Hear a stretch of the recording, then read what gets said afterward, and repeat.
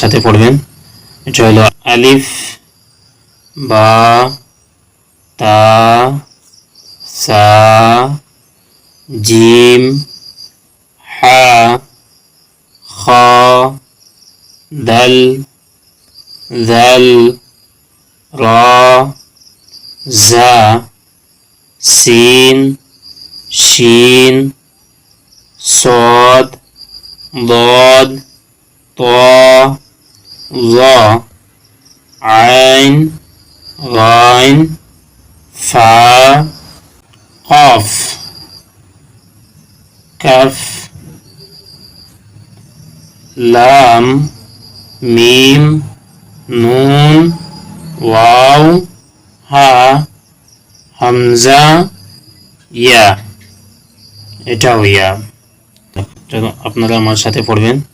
এটা হলো ইয়া, হামজা, হা, ওয়াও, নুন, মিম, লাম, কাফ, কফ, ফা, গাইন, আইন, যা, তা, ضاد صاد شين سين زا را ذال دال خا حا جيم سا تا با ألف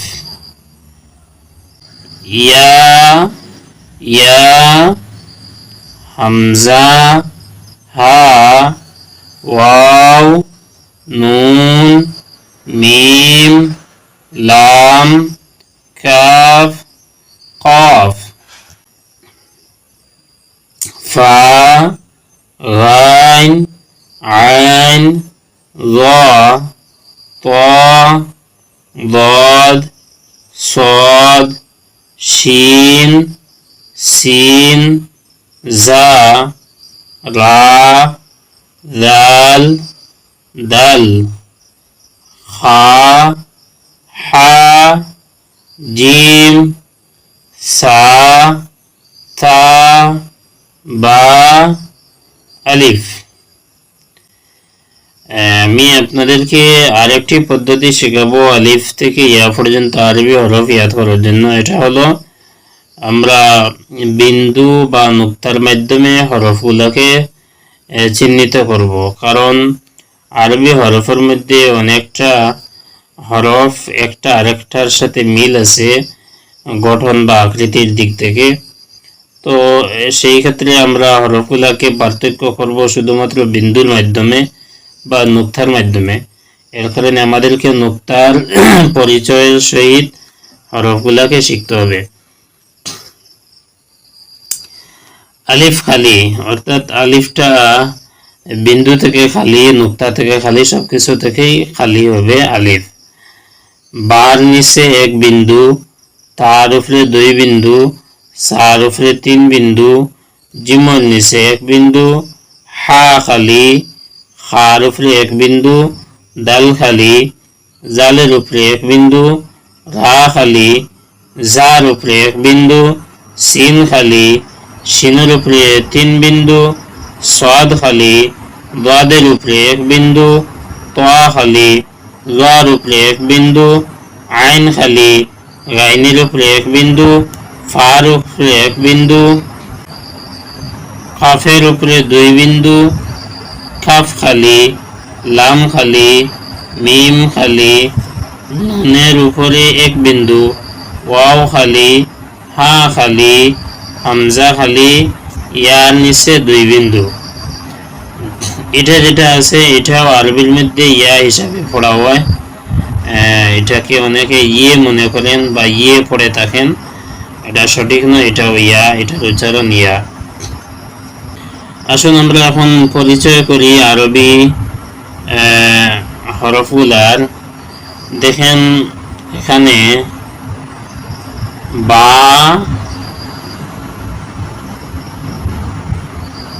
তা, সা, এই তিনটি অক্ষর যদি তিনটি অক্ষর থেকে বিন্দু বাদ দেওয়া হয় তাহলে এই তিনটি অক্ষর একই রকম দেখতে।